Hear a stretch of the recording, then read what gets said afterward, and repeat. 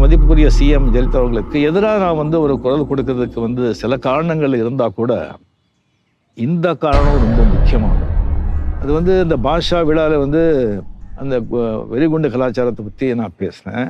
எனக்கு அவ்வளோ பேசியிருக்கேன். அவரை வச்சுட்டு மினிஸ்டராக வச்சுக்கிட்டு அதை பற்றியும் நான் பேசக்கூடாது. அந்த அளவுக்கு அப்போ எனக்கு ஒரு தெளிவோ இல்லை.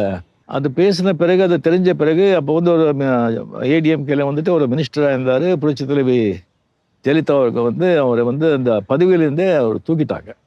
மினிஸ்டர் பதவியிலேருந்து தூக்கிட்டாங்க. ரஜினி வெடிகுண்டுகளை பற்றி அந்த மாதிரி நம்ம கவர்மெண்ட் அகேன்ஸ்டாக பேசினா எப்படி நீங்கள் சும்மா இருக்க முடியும்னு சொல்லி அவங்க தூக்கிட்டாங்க. அது தெரிஞ்ச உடனே எனக்கு அப்படியே எனக்கு ஆடி போச்சு. எனக்கு என்னடா இது என்னாலே தான் இப்படி ஆச்சு அப்படின்னு சொல்லிட்டு நைட்டெல்லாம் எனக்கு தூக்கம் வருது. அப்புறம் எடுக்கும்போது இந்த மாதிரி தான் எக்ஸ்ட்ரீம்லி சாரி சார், இந்த மாதிரி பண்ணி ஆயிடுச்சு, என்னாலே தான் ஆச்சுன்னு சொன்னால் அவர் ஒன்றுமே நடக்காத மாதிரி ஏன் அதை நீங்கள் விடுங்க, நீங்கள் அதை பற்றி ரிசீவ் பண்ணுறீங்க, அதுவும் என்ன அது, ஐயா நீங்கள் மனசுலே வச்சுக்க வேண்டாம், நீங்கள் விட்டுடுங்க, நீங்கள் ஹாப்பியாக இருங்க, நீங்கள் விட்டுடுங்கன்னு சொன்னாங்க. அந்த மாதிரி ஒரு பெரிய பெரிய மனிதருங்க, king maker, real king maker.